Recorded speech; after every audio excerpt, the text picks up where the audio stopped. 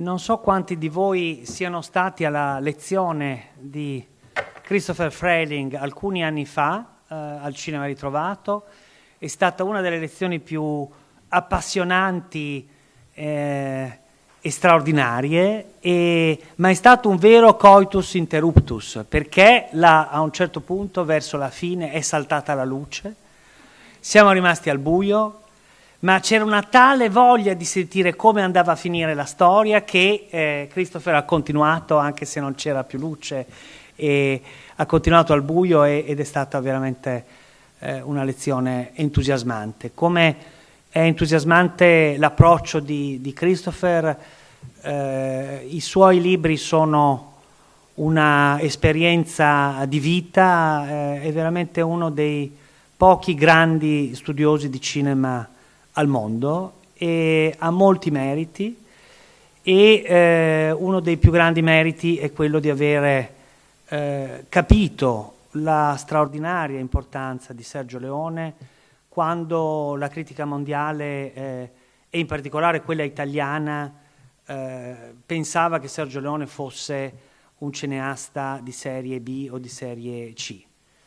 E Christopher è veramente uno dei primi ad aver capito che non c'erano gli autori e i registi di genere, ma che c'era il cinema che come tale andava studiato, e quindi gli sono veramente grato per quello che ha scritto e per quello che sta facendo e per passare con noi questa straordinaria giornata in onore di Sergio Leone. Stiamo molto lavorando come Cineteca di Bologna su Sergio Leone, e assieme alla Cinémathèque Française a Parigi apriremo a inizio ottobre una grande mostra dedicata al grande Sergio Leone, e in sala c'è Frédéric Bonneau, e sono felice di questa collaborazione con la Cinémathèque. E ho visto prima apparire Thierry Frémaux, che non vedo più, perché il Festival di Lione, il primo anno del Festival di Lione fu proprio dedicato a Sergio Leone. Grazie a Christopher Frayling. Thank you very much.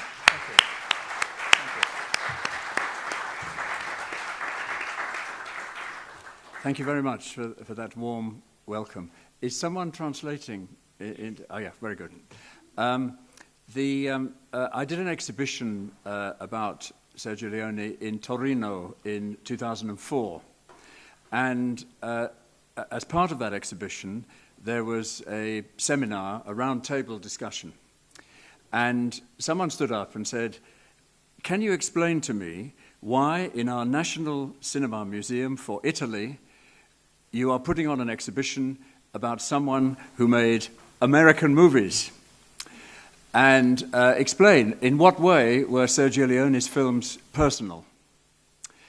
And I said, well, I think first of all, I don't accept the distinction between genre films on the one hand and film d'autore on the other. I think a lot of our favorite filmmakers, like John Ford, Howard Hawks, and so on, made films of genre, and they made them their own. But secondly, I think Leone's films are personal for 4 reasons. One, and particularly tonight's film, C'era una volta il West, is the autobiography of a young boy who grew up in Trastevere and lived there for 20 years and saw a lot of Hollywood films in the 1930s. He was born in 1929. Saw a lot of Hollywood films in the 1930s, dubbed into Italian, and as a visual experience, they had a huge impression on him. So at one level, he loved classic Hollywood cinema, particularly westerns and gangster films. And at another level, he didn't like what had happened to them in the post-war period, particularly when they discovered Sigmund Freud, and when characters became a problem to be psychoanalyzed. He once said to me, you know, if Billy the Kid had had a social worker around, he would never have happened. And so that's one level. It's the autobiography of a filmgoer. And also a filmgoer who remembered in 1945 the back catalogue of Hollywood films coming all at once to Italy, a huge indigestion of cinema, where all the films they hadn't managed to see in the 30s and 40s suddenly appeared, and he loved it. He had a wonderful time, 1945, 1946. So that's one level. The second level is his autobiography as a filmmaker. He was an assistant director between the early 1950s. Well, first of all, he appeared in The Bicycle Thieves, Ladri di Biciclette. He's a seminarian, a priest. You can tell him, he's the one with the big nose standing underneath the gutter, the Porta Portese. So he started there. But most of his films in the 1950s were made with Italian film directors. Camerini was his godfather. Mario Bonnard was his mentor.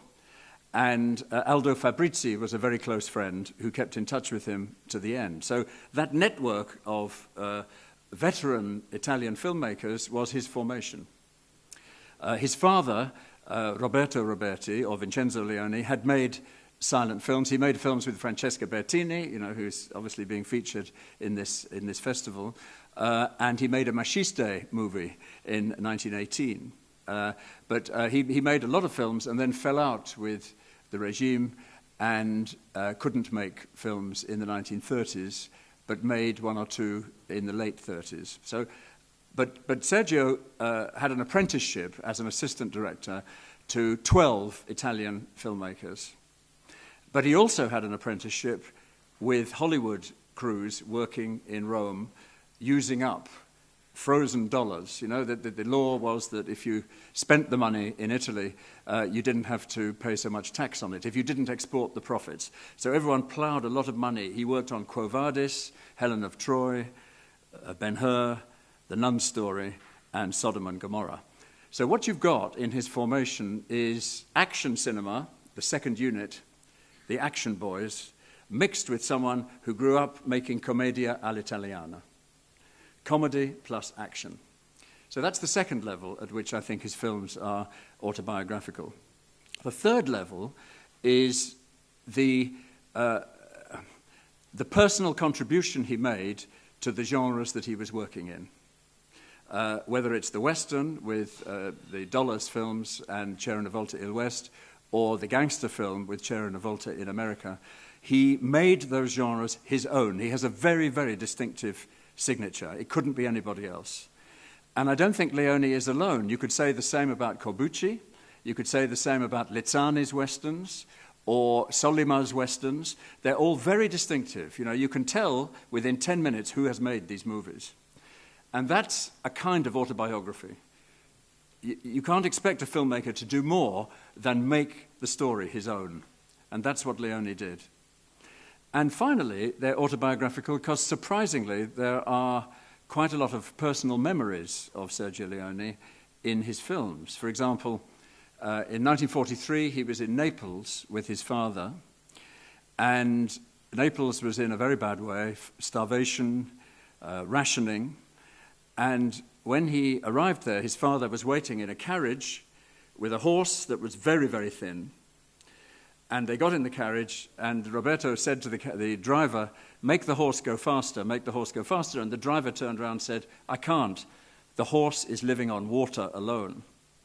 And he gives that line to Sam, played by Paolo Stoppa, in C'era una volta il West. It's a memory of going to Naples in the 1940s. These horses need water, like the railways. So at many different levels, these films are autobiographical. And then the person who asked me said, "I still don't understand why in a national cinema, why not Antonioni or Zeffirelli, A to Z? Why not have someone who is Italian?" I said, "Tell me, what's your problem?" And he said, "Well, Italian filmmakers are supposed to make films about Italy." And I said, "Oh, really? And what's more, they're supposed to make them on the streets of Italy, because there's a residual neo-realist aesthetic which we believe is the heart of Italian cinema." I said, "I really don't believe that. I think you can be a film dottore, a director, within genre cinema for the reasons that I've outlined, just as distinguished as someone who makes a film about Italy. And I know that the films about Italy appear at all the festivals, and they get all the prizes, and they represent Italy abroad, I wrote to the Italian embassy in London in 1969 asking for sponsorship of a short season of Leone's films at the National Film Theatre in London. And they wrote the letter back, I still have it, saying, "Do you think these films are a good advertisement for Italian culture? Why not do Antonioni? Why not do Pasolini? Why not do..." I said, "No, I want to do Leone." No money. Of course, that's changed. It's changed a lot. But if you look at the reviews of Sergio's films in the Italian and to some extent the American and the British press at the time, they hated him on the whole, and didn't treat him seriously. There's a famous interview on Rai television about C'era una volta il West, where instead of talking about the movie, the Western, Henry Fonda, they say to him, "Do you think your films are a bad influence on young people because of the violence?" And that's it. That is the sole subject of the conversation. So I've been flying the flag for Sergio Leone for a long, long time now. In fact, 50 years this year when C'era una volta il West, because today, exactly 50 years ago, the crew that was shooting C'era una volta il West was just about to move from Spain to Monument Valley in Arizona to shoot some of the sequences in C'era una volta il West at the very end of June, beginning of July 1968. So you can imagine the crew. But I want to start by taking you back even earlier. December the 21st, 1966, in the Super Cinema in Rome. It's 3 o'clock in the afternoon, and it's the first public screening of Il Buono, il Brutto, il Cattivo. And I'm going to show you a brief extract. You don't need reminding, but I want you to imagine you have never seen this before, right? You have never seen this before. You don't know what to expect. In the audience is the 25-year-old Bernardo Bertolucci, and in the projection booth is the 26-year-old Dario Argento, who's watching Sergio Leone be very paranoid about the projection of, because he was very worried about how the film was projected. And the lights went down, and this is what they saw 10 minutes before the end. Can we have the first video extract, please?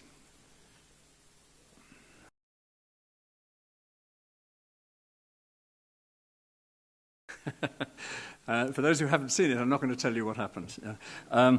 But that could not be an American movie. You know, there's so many elements about it where the Italian and Spanish elements are the interesting thing, not least the fact that it's shot in Techniscope, developed by Technicolor Italiana in 1963, which is a sort of poor man's cinemascope, two-perforation cinemascope, which is brilliant at close-ups. Whereas CinemaScope tends to film close-ups and make them a little bit fuzzy, this is absolutely brilliant at close-ups, and that explains in some ways why there are so many. And secondly, the stretching of time. Whereas cutting in American movies is to telescope time. You know, someone enters the room, cut, they're sitting down. This is used to stretch time and make it last even longer. That could not be a Hollywood movie. Anyway, sitting in the audience was Bernardo Bertolucci. And Leone went up to him afterwards and said, "What did you think of my movie?" And Bertolucci said a very strange thing. He said, "I love the way that you film horses' arses." And Leone said, "What?" And he said, "Yes, most people film horses' arses from the side. You film horses from the side in a panorama, but you film the backside facing the camera, a chorus of backsides. I love this." Leone said, "All right, okay. We must work together one day." And Argento, who worked for Paese Sera at the time as a film critic and had reviewed Leone's film, almost lost his job because he was so enthusiastic about Leone's films, also said he'd like to work with Sergio. Now, Sergio wanted to make a film which didn't involve his usual scriptwriters, but wanted to tap into the new wave. There was an energy. Bellocchio's films, Bertolucci's films, the young Argento as a critic, what was going on in France. He wanted to tap into the new wave and use new scriptwriters. So from January to March 1967, at Bertolucci's apartment, Argento's apartment, Leone's house, and Leone's office, they sat down to write a treatment. And already Leone had an idea that it should be called C'era una volta il West. And he explained to them that C'era una volta il West, which, by the way, is mistranslated into English as Once Upon a Time in the West, it means once upon a time there was the West.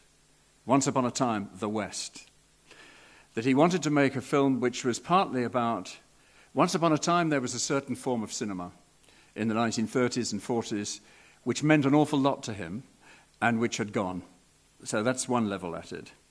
Once upon a time there was a history of the American West and the arrival of the Transcontinental Railroad, which linked the desert with the cities and which destroyed, for him, a land of heroes. So there's a melancholy about the cinema and a melancholy about history.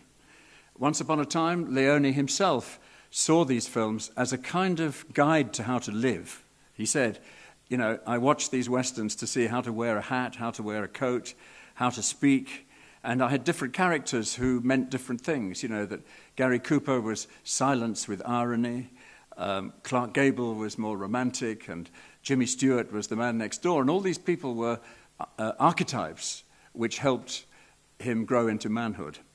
And so he said he wanted a melancholy feeling, and more than anything, he wanted to get away from the world of the Western all'italiana. No Americano bounty hunters, no noisy Mexican bandits, no Rio Grande, Rio Bravo, a lot of shooting, but he wanted to make an elegiac film about the world we have lost, about the passage of time.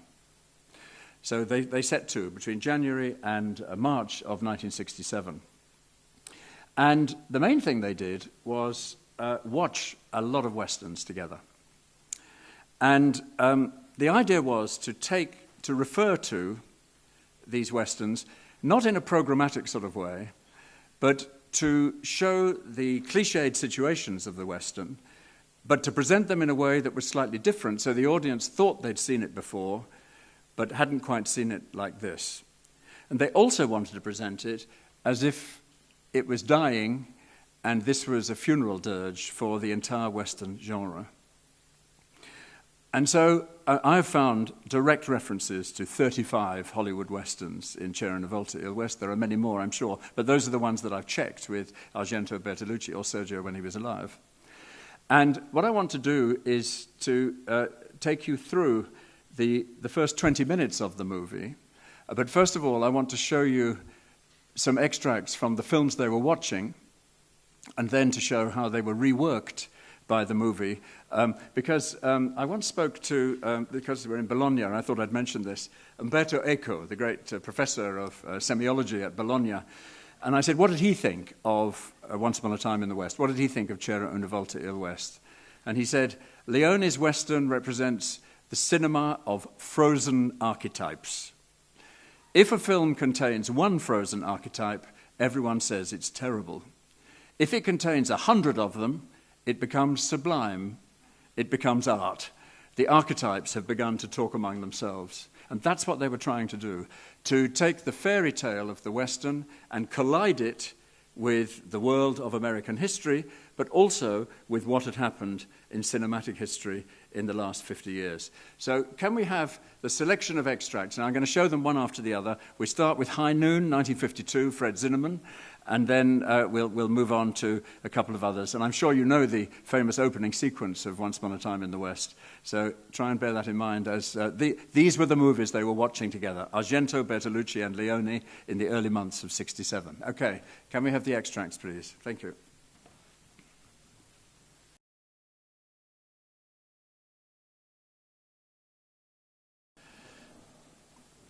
So you imagine Bertolucci, Argento, and Leone watching these classic Hollywood films. In fact, the first 20 minutes of C'era una volta West is entirely constructed around those extracts. You begin with three gunfighters waiting, three pistoleros waiting at a station, only instead of the train being on time, dead on noon, it's 2 hours late, and they have to kill time for 2 hours. They're bored stiff, all they want to do is shoot somebody. And so the baddie that Charles Bronson is waiting for is called Frank, as he is in High Noon. We then, when the train arrives, you have to have the shot as the locomotive hurtles over the camera. It's in the Iron Horse, it's in DeMille's Union Pacific. It's in How the West Was Won. It's the way trains arrive in Westerns. You have to have the camera on the railway lines, and this locomotive charges over it. And then after the end of the first sequence, which ends surprisingly, instead of Charles Bronson being shot or being the bad guy, he shoots the three pistoleros and gets shot himself. It's the longest credit sequence in movie history, still. That scene at the station in the middle of nowhere, shot in Spain. And then you cut to a little boy hunting with his father's rifle for partridges, which is taken from that opening sequence of Shane. And then when you get inside, all sorts of sinister things start happening. You know, there's noises in the undergrowth, and the partridges, the sage hens, begin to fly. And that was Bertolucci's direct homage to John Ford's The Searchers. And instead of the Comanches, it's Henry Fonda as the bad guy with his henchmen. And Henry Fonda is not only a bad guy, he's the nastiest bad guy you've ever seen. And Leone said to me he wanted the shock of Henry Fonda's arrival as this sadistic bad guy to be similar to the death of Janet Leigh in Psycho, where a third of the way through the movie, the star is killed. And you think, God, what's going on? I thought it was a Janet Leigh movie. Well, in the same way, he wanted everyone in the audience. He said Henry Fonda arrived in Rome with brown contact lenses to cover his blue eyes, and he grew a black moustache and a little goatee, and he thought that's what bad guys are supposed to look like. And Leone said, the whole point is, I want you to look like you looked like in The Grapes of Wrath, in My Darling Clementine, where you were unbelievably noble. I want young Mr. Lincoln, which Fonda said playing Mr. Lincoln was like playing Jesus. I want you to look like that, so that when you arrive at this farmhouse in the desert, and you can't quite see who you are, and the camera comes round to your shoulder, and you see the side of your face, and I want everyone in the audience to say, Jesus Christ, it's Henry Fonda. And that's, of course, precisely what happened. So the whole of the first 20 minutes of the film is structured around, but what happens to those extracts is not a kind of thieving from Hollywood, it's a reworking. And how I've put it most recently, I don't know if you think this sounds good, but the enjoyment of the film would be not so much about enjoying the story, though it can be enjoyed at that level, but enjoying as well something that has been lost and in the staging of its simulation found again. It would work as a Western and a meditation on the passage of time and old myths. The film would be staged as if it was reconstructing something that has almost disappeared. And that's the kind of atmosphere, the melancholy, which took the three cineasts into Visconti territory. The melancholy, the mise en scène, the dusty past, the production design. And there are a couple of explicit references to the leopard in the Claudia Cardinali sequences. But I want to take you through that process. So here we are in Spain, in a place near Guadix in Granada called La Calahorra, where they built this station. Carlo Simi had this brilliant design idea of making the platform entirely out of wooden railway sleepers, disused wooden railway sleepers, hundreds of them, which was really difficult to do, but it creates this impression. That's an archive photo that they were working from for reference from an archive in Rome, the American Information Center, from a book. And the three pistoleros are played by, first of all, Jack Elam, who had appeared as the bad guy in countless Hollywood movies. He has a strange eye that doesn't move very well, which is very distinctive, so we have to have a scene where he traps a fly inside the barrel of his gun, which, according to some of the participants, is a reference to the movie Cowboy by Delmer Daves, where Glenn Ford pulls out a gun and shoots a bug on the wall. Because Elam pulls out a gun and you think he's going to shoot the fly. He doesn't. He traps it in the gun barrel. So here's Jack Elam. So he brings with him the cinematic history of those Hollywood movies that he'd appeared in. The second pistolero is played by Woody Strode, John Ford's statuesque black actor, an ex-American footballer who was the star of Sergeant Rutledge and The Man Who Shot Liberty Valance, but most recently had made The Professionals for Richard Brooks, which was a very popular film in Italy. Here he is in Sergeant Rutledge. He brings John Ford with him to the table. And he has a very strange rifle, which is a sawn-off shotgun with a trigger guard that's very bent, and I was really interested in that. And then you go and see Stagecoach, and it's identical to John Wayne's rifle in Stagecoach as the Ringo Kid. In fact, John Wayne loved this rather elaborate trigger guard in a lot of his films. Believe me, this is all deliberate. This isn't me being a film buff. They knew exactly what they were doing. Woody Strode stands in the door, and the Native American woman runs away. She's actually played by Mrs. Woody Strode, who's Hawaiian, and she rushes off into the distance, which is, of course, a reference to the famous shot which opens The Searchers, with John Wayne standing in the door, in that way. The third pistolero is played by Al Mulock. Now, Al Mulock is the least famous of the three, but he was the face at the beginning of The Good, the Bad, and the Ugly. The Good, the Bad, and the Ugly begins with a landscape, and then this big face suddenly comes. There's a rack focus where the focus changes, and here's the face. Brilliant Techniscope close-up. And so it was almost like a good luck charm that this face had begun The Good, the Bad, and the Ugly, and he was going to be the third bad guy. He very sadly committed suicide the day before the filming finished of this sequence by jumping from the roof of the hotel in Guadix, and he killed himself. And in fact, there's a couple of shots where it's not him, it's someone else wearing his costume. And of course, the three bad guys are referenced to the three you've just seen: Lee Van Cleef, Sheb Woolley, and Robert Wilkie, waiting at the station in High Noon. You do get the clock. Well, you don't get the clock in Cherry Volta West. You get a blackboard which explains that the train is 2 hours late. But if I show you this still, you could say, is that from the Leone film or is that from Zinnemann's film? Because actually it's identical as the shot of the railroad tracks leading to the mountains. And the train arrives, bringing Frank to Hadleyville Station to have his showdown with Gary Cooper. The gag with Jack Elam is that he's killing time for 2 hours by playing with this fly, which irritates him.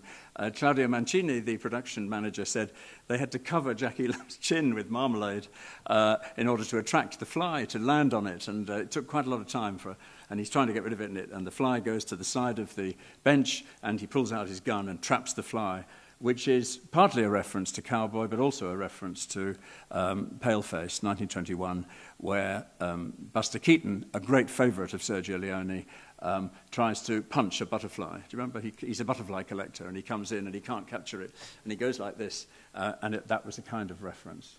Then the train arrives, and in fact, the whole arrival of the train in the film and the arrival of the Transcontinental Railroad is very much a reference to the Iron Horse, Union Pacific, how the West was won. And the writer Frank Gruber categorized the coming of the railroad as one of the 7 basic plots of the Western. I mean, there's nothing original about it, but these are stills from The Iron Horse by John Ford, 1924, which could have come from Cherry Volta Il West. And who they're waiting for is Charles Bronson. Leone was offered various other actors to play this part if he made the film for United Artists. He was offered Rock Hudson, he was offered Gregory Peck, and he was offered Kirk Douglas. And he said, and forgive me, children in the audience, he said, if I had any of those actors and the train disappeared and you got this face on the other side, the audience would say, what the fuck is going on? This film is really going downhill. Well, I want to wait for someone who's got a face like granite, a face like the Mineral Kingdom, who looks like a rock. Who better than Charles Bronson, who up till then had only played bit parts and small part characters, usually under the name Charles Bushinsky, usually Native Americans or Mexican ethnic characters. So he's the one that they're waiting for, and it made Bronson into a star. And the arrival of Bronson, Leone told me Bronson's harmonica is Johnny's guitar. A film they were very, very keen on was Johnny Guitar by Nicholas Ray, 1954, which they watched several times. Because the central character is a woman, like Claudia Cardinale in the film, because she's strong and defends her saloon against all comers, because there's a model railway, you can see it just behind her head, which is referred to in the film, and because there's a wandering stranger who plays a musical instrument, and they develop this strange bond. It's a most unusual Western. Apart from Barbara Stanwyck Westerns, there are very few where the woman is the central character. And famously, when they were making Johnny Guitar, Joan Crawford started sulking because she thought her part wasn't big enough. And she said, I want to be Clark Gable. And they rewrote the script so that Sterling Hayden's part went to Joan Crawford, and Joan Crawford's part went to Sterling Hayden. And hence the fact that she plays a very kind of masculine figure. This was a film, one of Bertolucci's favourites, and they watched it several times. So the train arrives, Bronson gets off, he plays his harmonica. And immediately you get this wonderful exchange of aphorisms. The entire script consists of one-line aphorisms, like all the best westerns. Did you bring a horse for me, says Bronson. And Jack Elam says, looks like we're shy of one horse. And Bronson says, you bought two too many. It's one of those great lines that every playground in the world was saying by 1969. The script, by the way, was by Sergio Donati, who took the treatment by Bertolucci, Argento, and Leone and turned it into a full-length script and, in fact, developed several characters in the process. The English language version was made by Mickey Knox, who is a blacklisted Hollywood man, an actor and writer who was living in Rome and did a lot of work for Fellini and Antonioni. He was a great translator.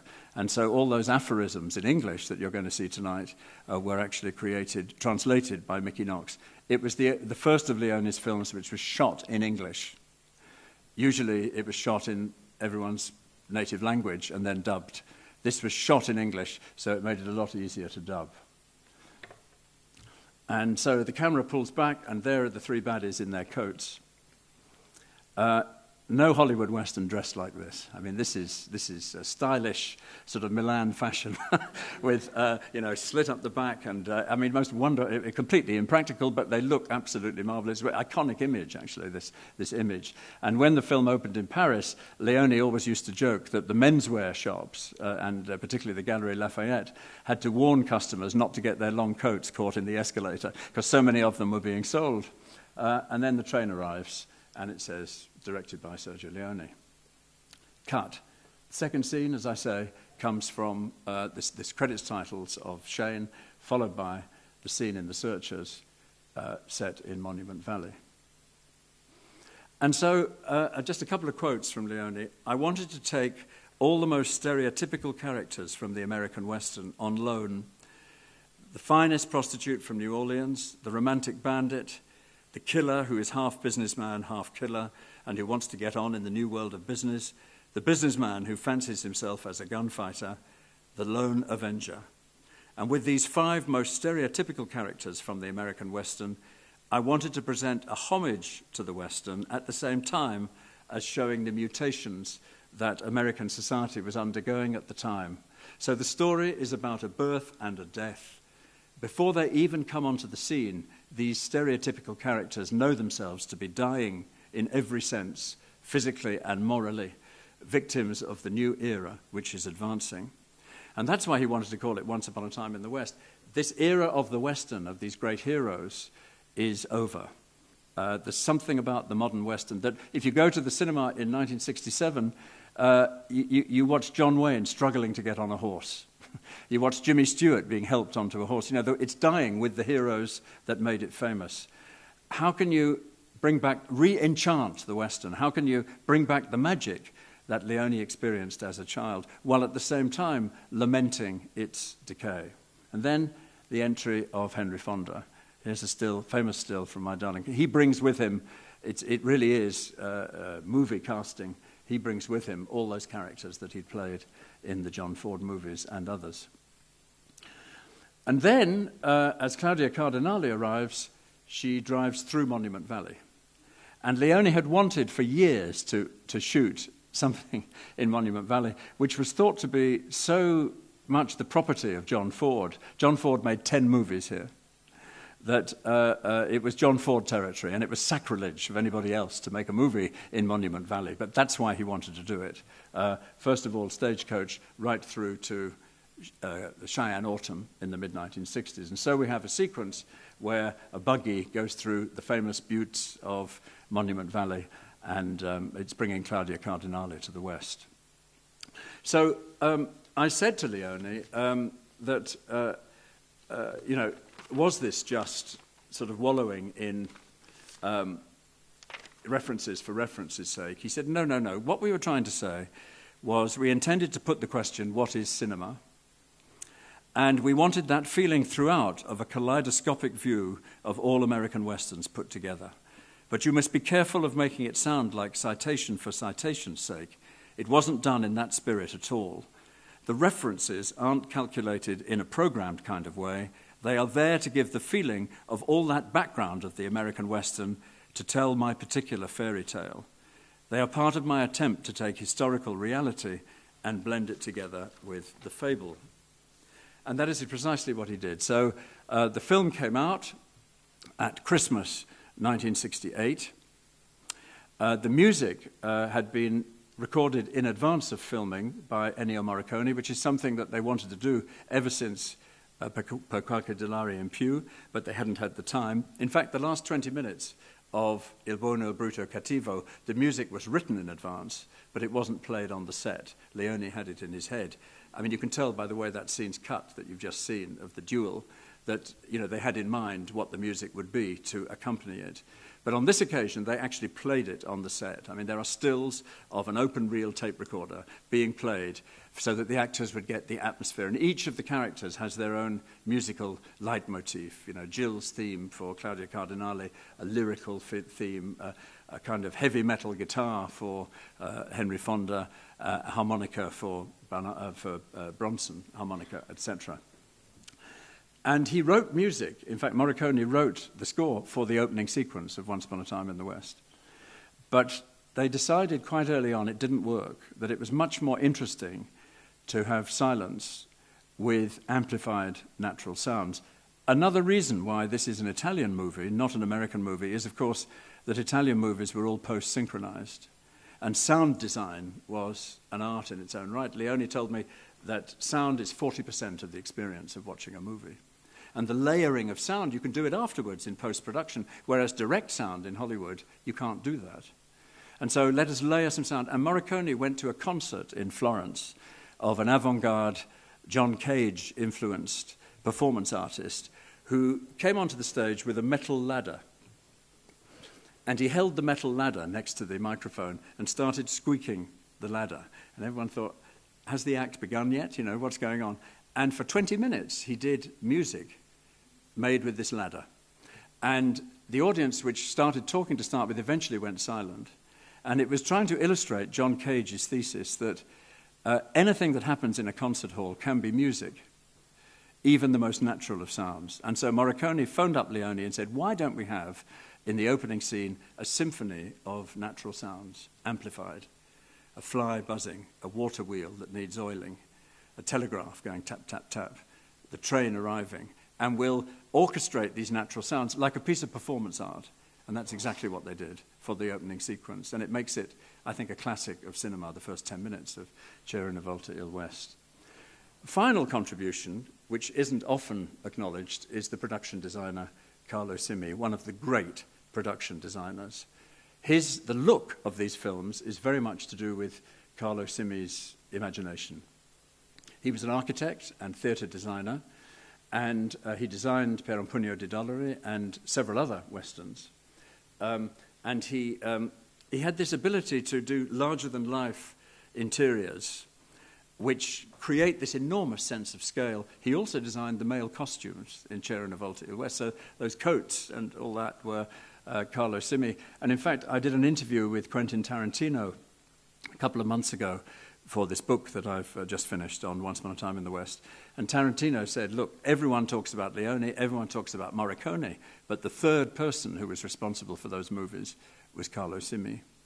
The look, the visuals, the texture, the feeling of those films is very much a product of Carlo Simi's imagination. Here's his blueprint for creating the locomotive. It was a Spanish, little stumpy Spanish shunting train that they got in Guadix, and this is what it looks like in the movie.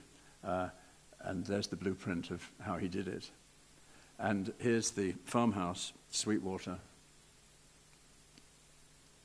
And I asked Carlo Simi, lovely man, shortly before he died, first of all, why is it so big? Why do you build a 2-story house in the middle of the desert, you know? And why does it look like a chalet? It's like a fistful of Dolomites. You know, it's like a sort of a chalet in a way. He said, oh, well, you know, it's the European influence on American architecture, you know. But he said, no, the main thing is that Orson Welles had just finished filming Falstaff, Chimes at Midnight. And in the Battle of Shrewsbury in that film, there were a lot of logs.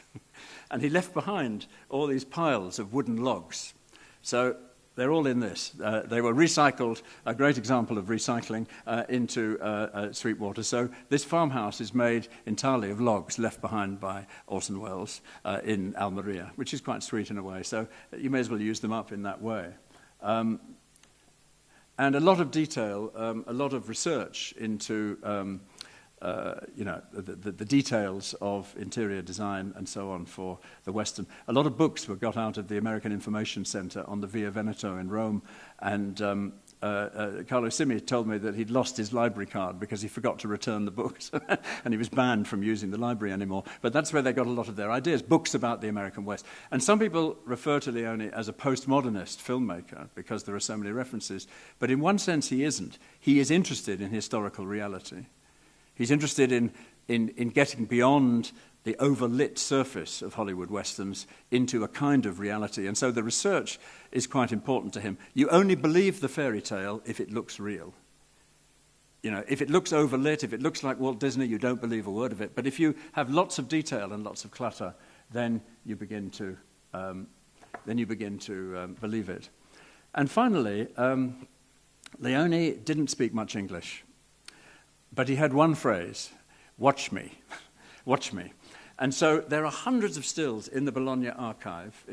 Angelo Novi was the stills photographer, and they have the Angelo Novi archive at Bologna, of Leone showing the actors what to do. And of course, in the process, he turns them all into Romanesco characters, you know, Roman characters. He's a very Roman character, Sergio. And so they all become, in some strange way, Roman characters. Watch me. So I'll show you some watch me's. Now, this is showing Henry Fonda how to wear his hat. And then trying to explain to Henry Fonda how to hold a gun. Now, Henry Fonda had made more Westerns than anybody. But anyway, watch me, Hank, watch me. And here they are with the Techniscope camera, attachment to the camera, doing an extreme close-up. At the end of the film, there's a duel between Bronson and Fonda, and if you're going to see it tonight, I won't spoil it, but it all ends in tears, I'm afraid. It's a very melancholy movie, and the arrival of the train at the end is very much based on a famous photograph at Promontory Point of the Central Pacific and the Union Pacific Railways meeting. The film opened in Italy at Christmas 1968. It baffled the critics. It was so different to Il Buono e Brutto. It was more melancholy, it was slower, it was clearly a much more personal film. And one of the reviews said, Sergio has overreached himself. He is pretending to be an auteur. I'm nostalgic for the days when he had no money and when the Americans weren't involved, and he made cheap films like Per un pugno di dollari. This is pretentious, he's overreaching. So here's someone who is trying to be an author, and he couldn't be forgiven for that. It then opened in the United States, where they couldn't cope with it at all. They cut 22 minutes out of it. So the film made no sense at all. I mean, it's constructed very, very carefully. Various scenes were missing. So characters greet each other as if they knew each other, and you've never met them before. And the ending was completely altered. It was a disaster. It made no money at all, about $1 million in America. Whereas the Dollars films had made a huge amount of money. And then it opened in France in the 164-minute version, which is roughly the version you're going to see tonight, and it was a huge hit. It ran for 2 years in one cinema on the Boulevard Saint-Michel continuously, and Leone flew over to shake the hands of the projectionist on the second anniversary, and the projectionist said, well, thank you very much, but I've been watching this film for 2 years, and it's so bloody slow. Anyway, which wasn't the answer he wanted. Eventually, it opened in East Germany, amazing poster, a couple of years later, West Germany, and so on. Let me just finish with a quotation and then a final short extract. One filmmaker who did get the point was a favourite of Leone. Loved a film by John Borman called Point Blank, you know, and he was very fond of what John Borman was trying to do. And John Borman, he also loved Deliverance, you know, that movie with Burt Reynolds and so on. And Borman returned the compliment in a diary that he wrote of another film that he was making. And he wrote this. Hang on. He wrote, "The Western went into decline when writers and directors became self-conscious and introduced psychological elements. Sergio Leone's Italian Westerns revitalized the form because he consciously reverted to mythic stories, making the detail real, but ruthlessly shearing away the real West and its psychological motivations. This was not understood at the time. In Once Upon a Time in the West, the Western reaches its apotheosis. It is his gift to America of its lost fairy tales." It's a lovely phrase. Leone's gift to America of its lost fairy tales. This is the kind of masterpiece that can only occur outside fashion.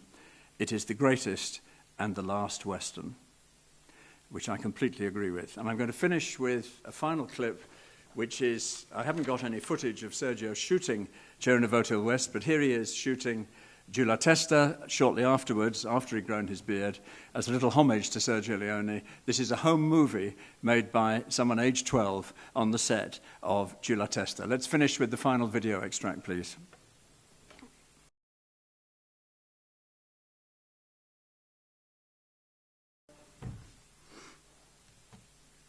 Thank you very much.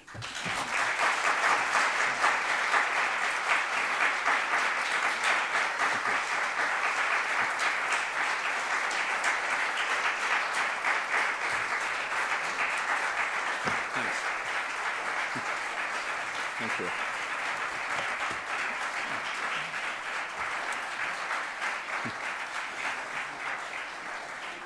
If you'd like a little leaflet about the book that's coming out in October, there's a pile here. So I don't know. It's all about everything you wanted to know about Cerro Devoto West, and probably a great deal more. But there we are. Okay. Thank you very much. Thanks, everyone.